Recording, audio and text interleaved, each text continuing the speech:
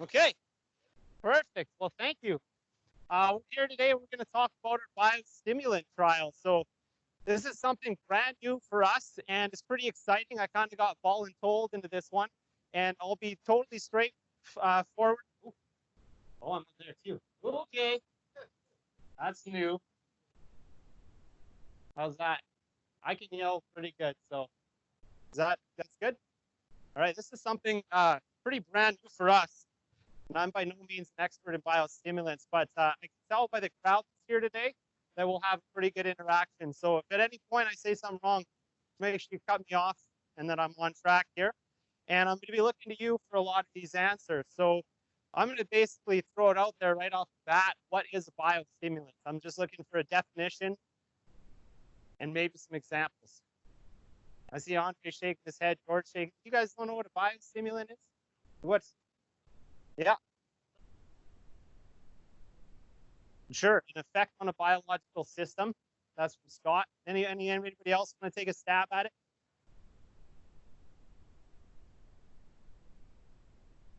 There's a couple of different answers, but really anything that stimulates a natural process in the plant, and it's right in the term biostimulant. So it's going to do things like improve nutrient uptake, minimize stresses, and improve crop quality. That's the target. So kind of like mimicking things that are already happening in the plant and just doing it that way. So there's a really obvious comparison, and that's kind of the health food market. So I brought some of my protein powder from home. This is something that I think is kind of like a biostimulant. This is gourmet whey protein isolate. So this is going to be helping increase things that are already happening in my body. You work out, you eat healthy, but this is there to supplement and do a little bit more improvement on what's going on. So what's that? It's birthday cake flavor. It's really good. I like that one. So what kinds of biostimulants are there? You guys, do you know any examples? You couldn't quite define it, but give me some examples of something that might be a biostimulant that you know. Growth regulator, sure. You got, what's that? Yeah. Your beer said we've got humic acids, fulvic acids. So these are things, is this one here? I think this is kind of a humic acid type products. The humic acids, those are usually dark black in color. They're basically organic matter concentrates, and they'll regulate pH. They'll help nutrient uptake in the plant, and humic acids are kind of the bigger molecules, the larger chain compounds. Fulvic acids tend to be kind of like a honey brown color, and they're just a shorter chain, so they have different mechanisms that work on different scales within the plant. Some other ones, so inoculants, microbial inoculants, those would be considered a biological a biostimulant. So those play off that symbiotic relationship. You guys know the kind of mycorrhizal relationships within plants. So you've got a fungus and a plant. There's a symbiotic relationship there. So the plant will supply sugars to that fungus, and in turn, that fungus will help the plant absorb all the nutrients. So there's some products, I don't know that I can find any in the chem shed, but there's like a micro and different things like that. All of your, some of the pulse inoculants, things like that, they're all playing on that same relationship. So we've got the microbial inoculants, humic acids, protein hydrolysates. So that's anything like an enzyme where it's already been pre-broken down in water to help them work a little bit more effectively. And that's kind of where you get into this sort of similar thing. So how are micro or how are biostimulants different from some of the other groups that you use or some of the other nutritional products?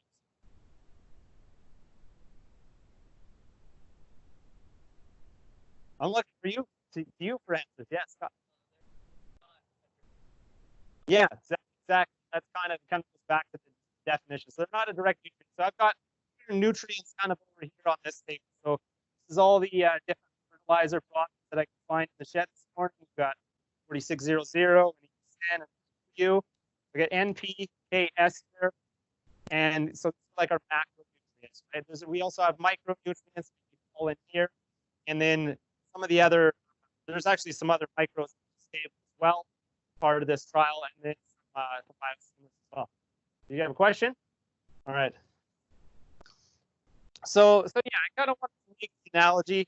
I was juggling my oranges here before, and I got my hydrolyzed here as well. So I kind of want to make the analogy to that, just to kind of help understand the concept. So, when you're looking at being healthy, trying to live a healthy lifestyle, you've got your health foods, you've got your diet, you've got your exercise, you've got your lifestyle, your stress, all those things that people will talk to you about in order to be healthy.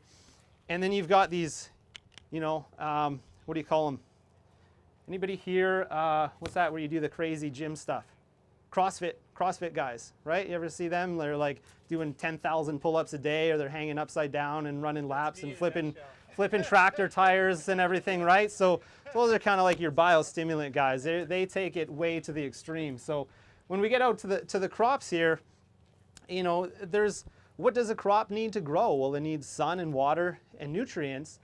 And at a certain point, you're going to have limiting factors. But when things are in a really good system, how are you going to take it to the next level? How are you going to be like, the Mr. America up there on the screen? How are you going to do that? And I think that's where the biostimulants come in. They take those natural things and they increase them. They're almost like, the steroid analogy, but I didn't really want to go there. So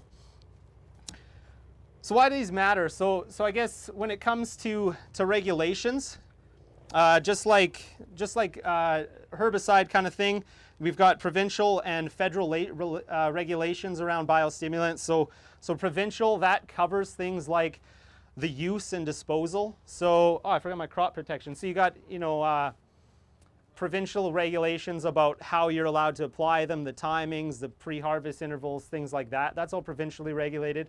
And then federally regulated would be things like the labeling, the registration, stuff like that, manufacture and whatnot. So when it comes to the federal guidelines, there was a big change back in 2013. Does anybody remember what happened then? That's kind of when we first maybe started talking about biostimulants and things like that around here. You guys recall what that was? Yeah?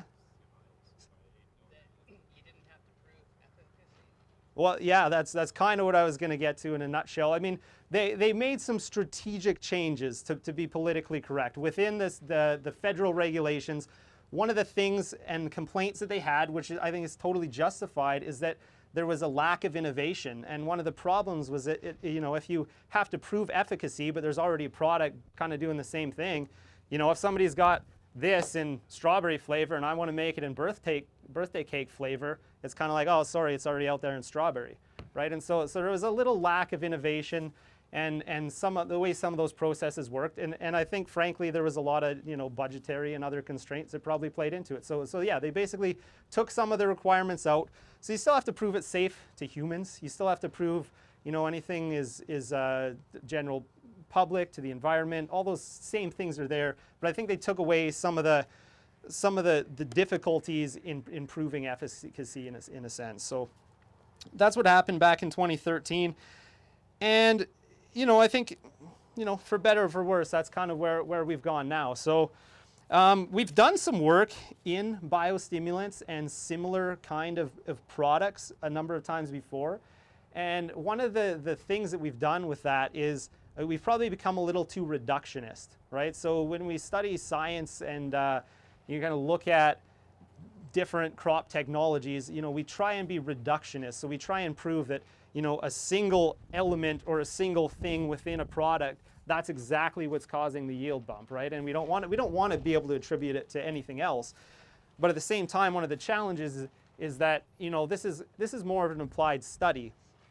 And, plants grow in the real world and there's an entire environmental system happening. So to kind of look at it, it almost takes it out of its own context, so to speak, right? So it's like, to do an evaluation on your own health or diet, if you were to, I've gone on vacation and all of a sudden, I feel great and I'm like, well, it's probably because I don't have to pay bills, I have no stress, I get to eat healthy all day long and I get all my exercise. And it's like, I'm in an entirely different system than maybe I was.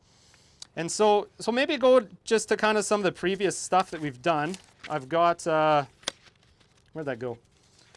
I got a slide here. It's not out on any fancy PowerPoint in the field yet. But basically, this was a data result from our UCC trial that we did back in 2013 and 2014. So we were looking at putting CO2, boron. We did some fortified treatments, some pre-seed treatments. We took away some N. We added some more foliar N, and we did some beneficial management process type work. So this was the overall findings from 17 years. This had been shown, quite a while ago now. But what we found, or what Canola Council found in this point, was the only thing that really had the big effect was the reducing the nitrogen. And in that case, because we didn't have enough nitrogen, we dropped yield. There's a couple, 1-2 bushel yield increases, but this was just looking at a single product, multiple sites, multiple years, but one single action, right? And there's no synergy there. There's no compounding effects, and it's one thing 1 year. So, the criticism of this kind of study is that it's not within that system. And I think that's probably a pretty fair criticism from some of the industry guys and other folks who were involved in this study. So maybe I'll talk about our study a little bit now. So this was as far as research trials goes, probably one of the harder ones to get off the ground. And that's because, unlike, say, just doing a date times rate or something, there was a lot of players involved. And so we had a treatment list figured out a year ago, and all the products have changed, and some of the companies have changed, and there's been buyouts and things like that. So we're scrambling, and plus we had kind of pretty late approval. So we're scrambling to get our treatments figured out. And unfortunately, there's a couple that didn't make it in here. And some of the ones that I have laid out up here aren't in it, and some are. And I guess it was just a little bit of a challenge that way. But I think it's going to be a really good study. And I think it's going to be a really good study because we have that complete systematic approach. So what we did was we talked to some of the reps, some of the agronomists, some of the like the regional managers, anybody who had something to say about the products that are around in southern Alberta and kind of western Canada. So we've got a site here in Lethbridge. We've got one in Sarda up in Falher, up in the Peace Country. And then we've got one in Battle River. Where's their site again? Forestburg, Alberta. So what we're doing is we've got the 3 crops. So we've got wheat, canola, and peas. And we're going to do a 3-year rotation, but we're going to keep all the treatments in the same spot. So we got ATP Alpine Stoller and Penergetic products in our trial. And so we're going to keep them on top of each other. We're just going to rotate the crops. So that's going to hopefully give us a good 3-year study. So that's where the magic comes in. I don't have a lot of data or a lot to show you at this point, but that's going to be kind of the key to what happens. The other thing we did was we threw in some kind of check. So we have a traditional treatment, and that's just our NPKS. So in this case, we did background soil tests of what we're doing here. We got pretty high sulfur. We just put 100 pounds per acre of N down and 35 pounds per acre of P, and that's pretty standard for kind of our area and what we're doing. And then we're looking at some different treatments. So we're looking at some different things. We're looking at vigor. We're looking at biomass. We've got some different treatment pictures and some things going on up front here. And then obviously we're going to weigh the economic analysis and the pros and cons. So I guess I did miss the advanced treatment. So one of the challenges to kind of doing something like this is there's always a glitch. There's always something that comes up. So for example, a lot of the treatments, some guys, maybe they want a seed treatment or they want their seed treatment. Then you're going to tank mix a nutrient with your in-crop herbicide. You might tank mix another nutrient with a fungicide. They might not want a PGR, or they might want a PGR. So there's a lot of different things at play. So it did make kind of the checks a little bit of a difficulty. So we have that basic check with just the NPKS, and we kind of have this advanced check where we're going to kind of throw in the things as they come. If all of a sudden we find, hey, all 4 of these guys want PGRs down with their thing, we should probably throw one in and just to see what's happening there. So that's where we're at with things in a nutshell. I was hoping you guys can maybe guess at the treatments here. So I've got it a traditional treatment, NPKs, and then I've got 4 biostimulants, and then I've got an advanced treatment that so far just has NPKs as well. So I don't know if you want to take a little gaze at the different things here in the wheat, and maybe you can see, maybe based on the height or the root length or density, which ones you guys, maybe the staging. Any thoughts on what our check is? 1, 2, 3, 4, 5, 6. No wrong answer. Number 3, number 1.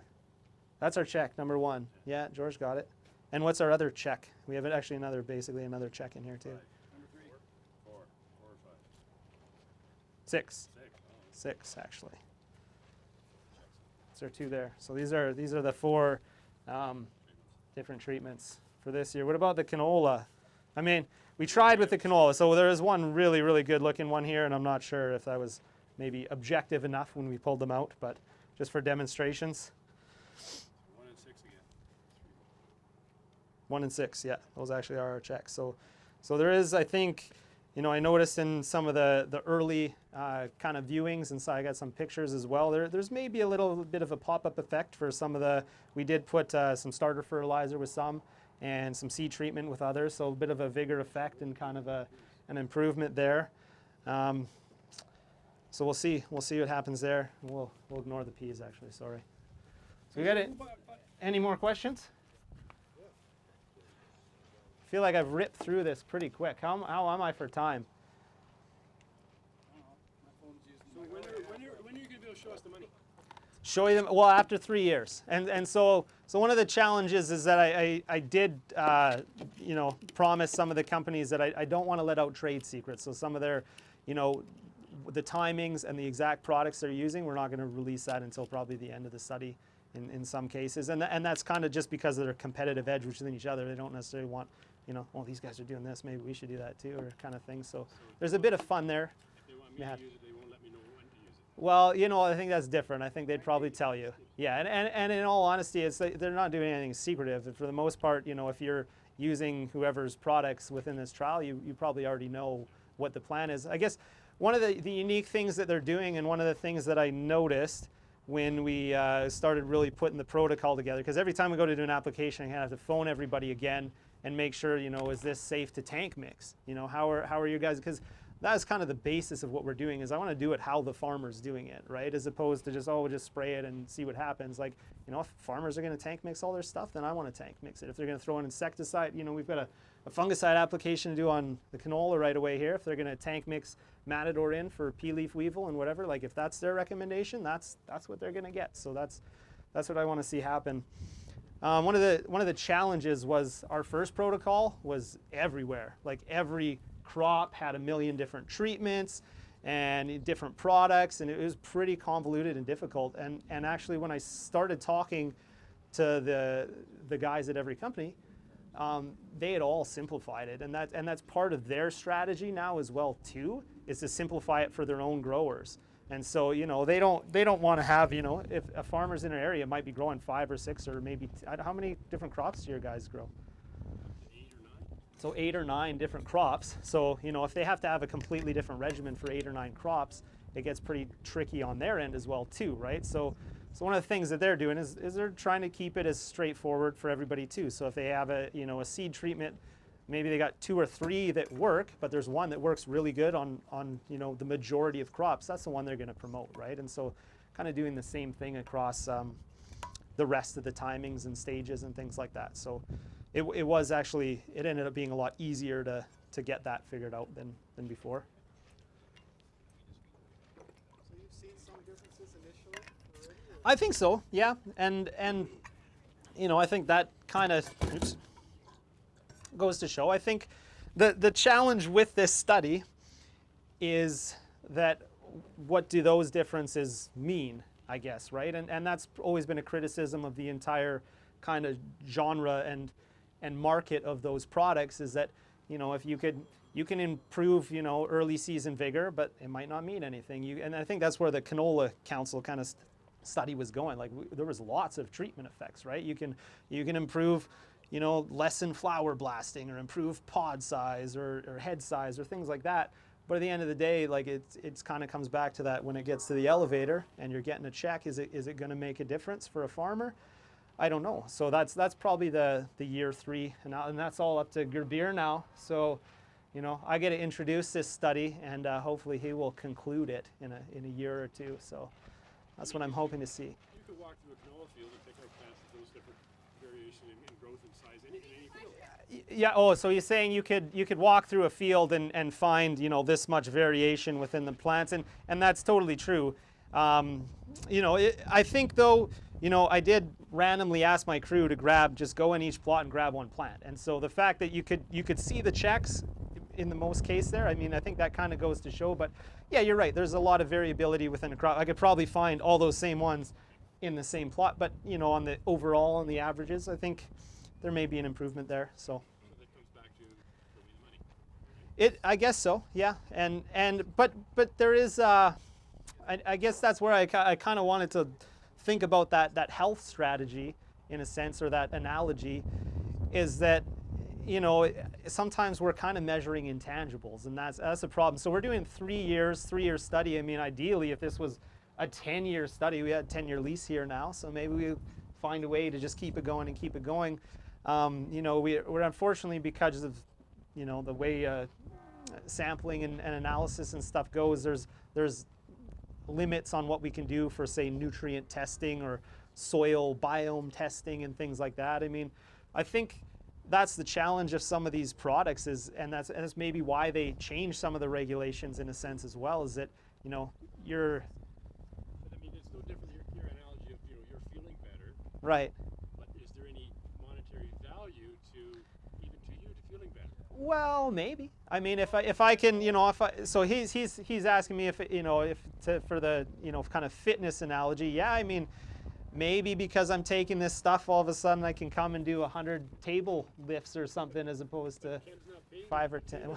Yeah, true. Just like the elevator doesn't pay for oil and canola yet, right? Well, that's right, and so, you know, maybe you have a head start if we get to that point. I mean, so I don't know if Gerbier was involved in some of the research ahead of time for these, but we did pull a lot of papers that kind of, to your point, say, like, you know, we're seeing the biostimulant products, they might not necessarily increase yield, but they might improve, like, wheat protein, or they might improve canola oil, or some of those things like that. So are you going to be, like, a lot of these products that they talk about is increased soil health? Mm-hmm.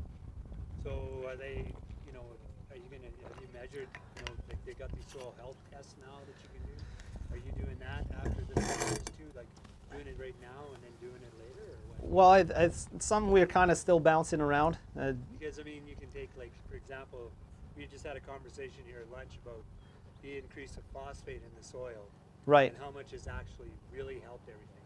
Yeah. It'd be interesting to take that part of that, your neutral or your check, and have your phosphate, you know, what you've done increase and see comparable to other things. Because maybe a lot of farmers have that solution in their hands with basically what they're doing. Yeah, so the comment was basically, are we looking at different measures of soil health, because there's a lot of things that can improve that, basically, and I think that's a good point. Right now, there's a pretty limited amount, but I think we have some flexibility to kind of, as we evolve over this first year, to probably put some of those ideas in, and maybe some of the things that we sometimes do initially, we find they're just not all that helpful. So, you know, we may go and do a bunch of stand counts for the first couple of years, and we're like, we seeded everything exactly the same. Like, we're not seeing any differences. It's plus minus 1%. So, you know, let's put the time and effort, like you said, into maybe something more tangible. Maybe, you know, we're doing some biomass where we've taken the plant biomass from a certain number of plants and trimmed it at the ground level, so we get above ground and below ground biomass. So I probably get that data together pretty quickly and see whether or not there's something there. So how am I doing for time? Pretty early. Doing pretty well. I want to talk about Andre's comment too, because we had a really big conversation about that exact same thing when we were designing the board. Yeah. So there are these tests, but they're actually really costly tests as well. And the majority of the products, believe it or not, don't have soil health claims. That may be used as a bit of a sales pitch. basically decided we're going to do base level soil analysis, but the true thing is as a plant growth stimulant or biostimulant, the true benefit should end up in the plant, not so much in this in the soil side of things. And are we really going to be able to impact soil health in 3 years? And if Gabir wanted to make a comment, then Mike needs to go stand next to Gabir. Yeah. You have to repeat that, what you just said. Oh boy. You were on Can you the just call. say that again? Yeah. Well, some of these products, Hang on, if, Gabir. uh, Come over here. if they end up helping soil in any way, it'll probably be the soil microbiome. But like Ken said, the tests are pretty costly and the claims are not very specific at this time. So it's hard to figure out what exactly to test. And then again, the study is only 3 years. So at this time, we decided not to go into that direction. You guys got all that? So basically, the tests are rather costly, and it's a little difficult to show at this point. But I think there's probably something there. Well, I think that's where the economic analysis comes in at the end. You know, I think that's like anything. It's pretty amazing because I'm not a farmer by trade, so it's amazing to me. Like sometimes a 2 bushel yield increase is all it takes for somebody to be like, yeah, absolutely. You know, like for the cost per acre and stuff, it's well worth it. And then other guys, unless you're getting 10 or 20, it's like no, not a chance. So I guess that's part of the interesting part of this study. Well, you got to figure out your whole depreciation cost, your application cost. I guess Oh, I like to do the simple, cost per acre, but what's that? it all comes into it. You It does, go yeah. buy a $600,000 sprayer today. Run that for 2 years and see what it's worth. That's a good point. So maybe we're gonna have to do. Do you do economics too, Gerbir? We're gonna have to have like a have basic, ROI. yeah, a basic ROI, but then like the complete analysis, something we've probably been lacking for sure. 2 years ago or 3 years ago, we did a Dolero comparison on peas. Yeah. We gained 4 bushels an acre on peas at $6 a bushel. It's $24. Your Dolero was, what's Dolero? 16 bucks, 15 bucks, or something like Yeah, I that. think in that 17. Yeah. So you got 17 out of 24. You're $6 an acre for your sprayer if it's your own. 8 Yeah. if you're hiring somebody. Like, there's a benefit. Well, so the comment is that the margins are pretty tight basically, and so you might be gaining, you might be spending 16 an acre plus 7 or 8, and then you might be gaining $24 an acre, so you're pretty break even. I guess that's where this kind of the systematic approach comes in, and that's where hopefully there's a synergy of some kind. So that's But if that stuff doesn't fall from the skies like it has this year, well, it doesn't. Yeah, and every year is going to be so different. it is. That's a good point. And one of the challenges, that's one of the reasons why we kind of have the 3 regions too, is so we can say, Lethbridge, Battle River, Sarda. I mean, those guys right now get an hour more sunlight than us. They didn't. I think we seeded this about the 12th or 13th of May. I didn't think they got anything done till probably after the May long because they were soaked for the whole year, We've right? done some on our own too, Mike, before, and we played with headline on flax, and Yeah. you do the yield comparison with the cart, and to gain some of the stuff that they propaganda to you, it just wasn't there, right? Yeah, and there's a challenge there. I think we know that even our handy dandy nitrogen fertilizer doesn't always produce the results that it should. We've done our own stuff where you can cut to half or not put any down, and sometimes you don't even see the yield deficit. And like you said, a lot of that comes down to environmental conditions. So hopefully we can we got the wheel lines, and we've had lots of rain this year. We had 4 inches the other day, another like half inch yesterday, and It's a good segue for Lewis's field tested program, though, because he It didn't is. know about that unless he tested it in his own environment.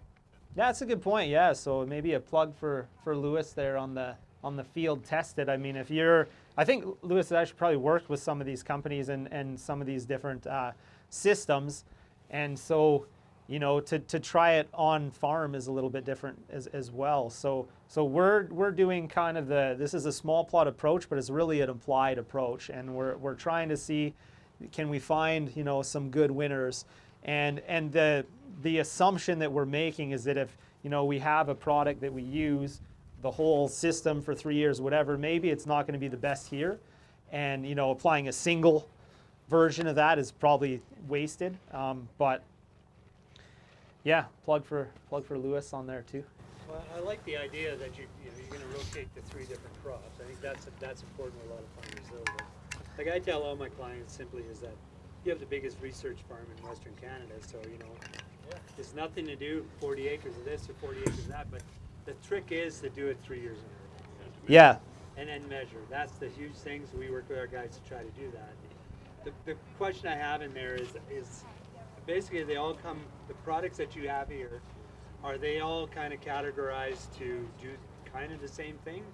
Or is there something to do something totally different because of soil health, and another one is because of root mass and better yield, or another one is, you know.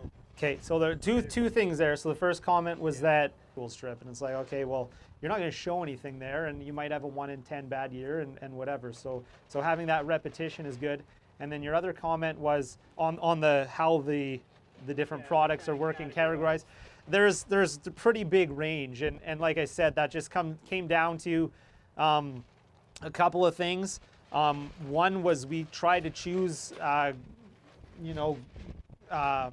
companies that were in Western Canada. Like we didn't really think there's a point in taking something from out in Ontario and bringing it here and saying, hey, check this out, because we know lots of times that the conditions are so different it doesn't translate well, and that's kind of what we're trying to do. And then we tried to work with guys that wanted to show their products out there. So I can say that, all the people that I talked to were like, yeah, okay, I'll get you some product, and we'll do this. And I really put it to them to say, what do you want to do? Like, are you gonna, if we put a seed treatment on, do you want that? Do you want PGR? Do you want a fungicide, tank mix it? Like, how do you want it to go? Because I think they have an interest in making sure that theirs is the best that it can be, and the most straightforward as well too. So it's kind of a difficult line to walk, obviously, for us, but it's a lot of fun.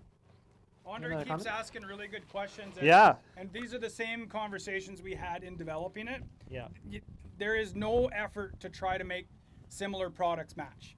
And because we've tested some of these companies' products before, we've learned over time that, oh, you did this wrong. Oh, you did that wrong.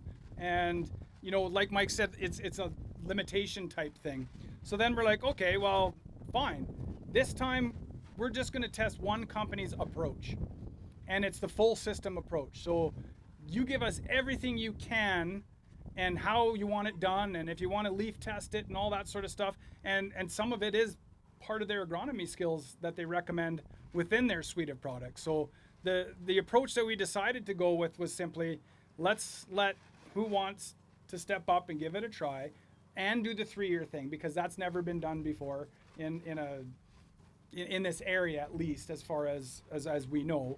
And it's tricky, right? Like, we don't want to be sued, and and we don't want to defame anybody, but we want to have a fair test, because our job is to try to provide some unbiased information regarding the use of these products. And if there's some great winners, we're going to be happy, and if there isn't, so what? It's some information. It's not going to be this. It's not going to say that doesn't work in certain conditions, kind of like before. But that was the approach we took, and we can see some visual differences right now if you look closely, and there is an effect. Like, I was looking at the second rep in the canola, and the plot that is flowering the least is the traditional. So maybe there's something. And the other thing that I wanted to comment on regarding Brian's comment is ROIs, I think, what farmers care most about.